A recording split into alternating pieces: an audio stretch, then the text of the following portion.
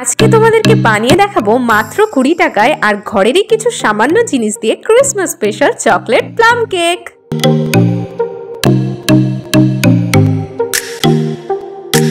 Wait তাও আবার ডিম আর ইন্ডাকশন ওভেন ছাড়াই। আর একটা ম্যাজিক ট্রিক্সও বলবো যেটা কেকের মধ্যে দিলে তোমরা কেন বাচ্চারাও অনায়াসে কেক বানিয়ে ফেলবে। Hello guys, welcome back to my channel, তোমাদের সবার দা ফাও বকাটে।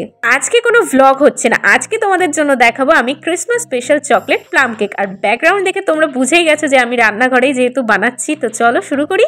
আর হ্যাঁ, এই চকলেট প্লাম কেক বানাতে গিয়ে কিন্তু কোনো চকলেটের প্রয়োজন হবে না, মাত্র 10 টাকায়। হ্যাঁ, 10 টাকায় পাশের দোকান থেকে জাস্ট ওরিও বিস্কুট নিয়ে আসো আর তোমরা বানিয়ে ফেলো চকলেট প্লাম কেক।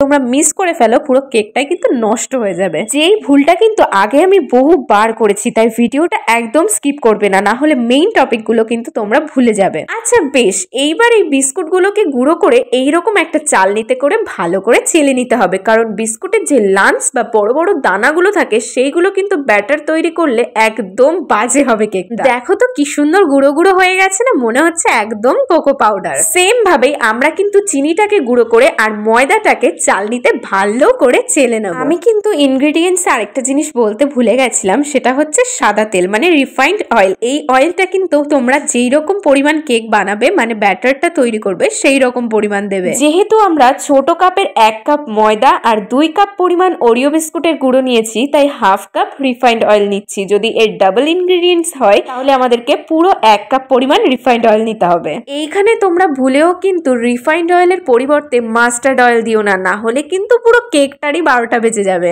এইটা হচ্ছে আমার ফার্স্ট টিপস, যেটা আমি কিন্তু আগে ভুল করেছিলাম, মানে আমি তেলটাই আগে দিতাম না, যার জন্য কেকটা ফুলে উঠতো না ভালো করে। নাও এইবার সবগুলোকে ভালো করে মিক্স করে দুধের সরসহ দুধ কিংবা তোমরা চাইলে আমুল দুধ দিয়ে ভালো করে ব্যাটারটাকে মিক্স করে ভালো একটা থিকনেস আনার চেষ্টা করবে। টিপ নাম্বার 2 হচ্ছে, যখন দেখবে ব্যাটারটা এরকম অনেকক্ষণ থেকে পড়ছে, তার মানে বুঝতে হবে আরেকটু দুধ মিক্স করে তোমাদেরকে আরেকটু পাতলা করতে হবে ব্যাটারটা। দেখবে একদম যেন পাতলা না হয়ে যায়। এইবার যে দেখছো সুতোর মতন একটু করে পড়ছে, আবার থেমে যাচ্ছে, আবার পড়ছে, এইটা হচ্ছে একদম পারফেক্ট থিকনেস। এইবার তোমাদেরকে শুধুমাত্র ঘুরিয়েই যেতে হবে প্রায় 20-25 মিনিট ধরে। আর হ্যাঁ, আরেকটা কথা বলে দিই, যখন ব্যাটারটা তোমরা তৈরি করবে তখন সবসময় চেষ্টা করবে ক্লকওয়াইজ করার। আর একান্তই না পারলে এখনকার যুগে তো মেশিন আছেই। নাও আমার তো তৈরি হয়ে গেছে, এবার ঢেকে সাইড করে বাকি কাজগুলো শুরু করে দিই। ওই যে বলেছিলাম আমি ইন্ডাকশন ওভেন ছাড়াই কেকটা তৈরি করব, তারই সরঞ্জাম এবার গোছাতে হবে। তার তার জন্য সবার আগে লাগবে বালি। আর তোমাদের যদি ননস্টিকের কড়াই থাকে তাহলে তো সোনাই সোহাগা, আমার যেহেতু নেই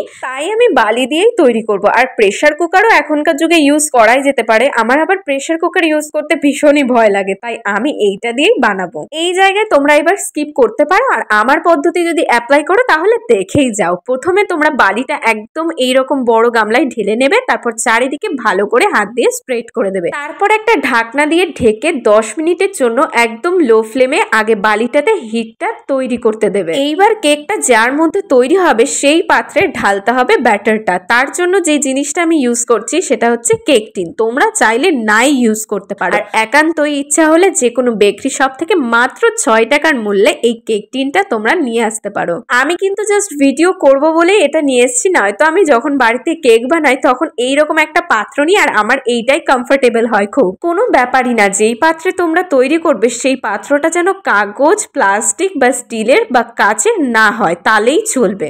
এইবার যে পাত্রটা তোমরা ইউজ করবে তার মধ্যে একটু সাদা তেল দিয়ে ভালো করে ঘুরিয়ে ঘুরিয়ে চারপাশ লাগিয়ে দিতে হবে, বা হাতও তোমরা ইউজ করতে পারো। কারণ কি, যখন কেকটা তৈরি হবে তখন যাতে এই পাত্রের গায়ে না লেগে যায়, ভালোভাবে যাতে বেরিয়ে আসতে পারে কেকটা, তার জন্যই সাদা তেলটা ইউজ করতে হবে। এইটা ছিল আমার টিপ নাম্বার 3। আর এই স্টেপটা যে আমি কতবার ভুল করেছি তোমাদেরকে বলে বোঝাতে পারবো না। তো চলো এবার ব্যাটারটা খুলে নিয়ে ভালো করে নাড়িয়ে সমস্ত ড্রাই ফ্রুটস গুলো মিক্স করার পালা। তার আগে আরেকটা জিনিস, কিন্তু কাঠবাদাম আর কাজু বাদাম যেহেতু বড় বড়, ওইগুলো আমরা ভালো করে জাস্ট রাফলি কুচিয়ে নেব যাতে সুন্দরভাবে ফ্লেভারটা বেরিয়ে আসে। দেখতে পাচ্ছ আমাদের ব্যাটারটা কত সুন্দর বসে গেছে। আবার যেন সমস্ত ড্রাই ফ্রুটস গুলো মিক্স করে দিও না, আমাদের কিন্তু কিছুটা লাগবে পরে গার্নিশিং করার জন্য, মানে সুন্দর করে কেকের ওপর ডিজাইন করার জন্য। এইবার তোমাদেরকে বলবো সেই ম্যাজিক ট্রিক্স এর কথা, যেইটা কেকের মধ্যে দিলেই যে কোনো বাচ্চা অনায়াসে কেক বানিয়ে ফেলবে। কেকটা কিন্তু ফোলার আসল কারণ হচ্ছে বেকিং সোডা আর বেকিং পাউডার। যখনই এটা তোমরা মিক্স করবে তখন অবশ্যই গরম জল দিয়ে তার মধ্যে ওইগুলো দিয়ে দিতে হবে। দেখছো কতটা গ্যাজা হয়েছে, তখনই ওইগুলো অ্যাক্টিভ হবে। আর একান্তই যদি তোমাদের কাছে বেকিং সোডা, বেকিং পাউডার না থাকে, তোমরা একটা ইনো ইউজ করবে। ইনো তো আরো দুর্দান্ত কাজ করে, তোমরা ইনোটাই ইউজ করো, আমি সেটাই তোমাদেরকে রেকমেন্ড করব। এই দুটো জিনিসের মধ্যে যে কোনো একটা কিন্তু কেকে অ্যাড করতেই হবে, না হলে কিন্তু কেক ফুলবে না, বরং আরো আটার দলা হয়ে যাবে। এইবারটা যেটা করতে হবে, এইভাবে ভালো করে কেক টিনটা ঝাঁকে নিতে হবে যাতে ভেতরকার বাবলস গুলো একদম বাইরে বেরিয়ে আসে। ওই 30 সেকেন্ড মতন ঝাঁকিয়ে বালির ওপর কোনো উঁচু জিনিস দিয়ে তার ওপর কেক টিনটা রেখে আমরা যে কোনো পাত্র দিয়ে ভালো করে ঢেকে দেবো। আর ননস্টিকের কড়াইয়ের ঢাকনা থাকলে তো আরো খুবই ভালো হবে। তারপর আমাদেরকে ওয়েট করতে হবে পুরো 1 ঘন্টা। অনেকেই কিন্তু তোমাদেরকে বলেছে 40 মিনিট বা 30 মিনিট, কিন্তু সেটা একদমই ভুল। একদম ওভেনের যে লো ফ্লেম থাকে সেই লো ফ্লেমে দিয়ে ঢেকে পুরো 1 ঘন্টা পরে ঢাকনা খুলে তোমাদেরকে দেখতে হবে। দেখো দেখি একটা ভিডিও করার চক্করে কতগুলো বাসন নষ্ট করে ফেললাম। সে কোনো ব্যাপার না, তোমাদের জন্য এইটুকু করতেই পারি। তারপর 20 মিনিট পর ঢাকনা খুলে আমাদেরকে একটু দেখে নিতে হবে যে সলিড হয়েছে কিনা।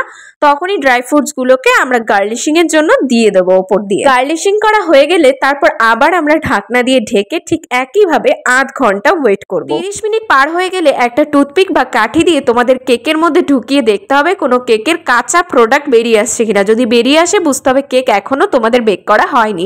আমার যেহেতু হয়নি তাই আবার বসিয়ে দিয়েছি, আর যদি তোমাদের হয়ে যায় তোমরা বার করে নিও। A few moments later. তো চলো এবার ফাইনাল রেজাল্টটা তোমাদেরকে দেখিয়ে দিই।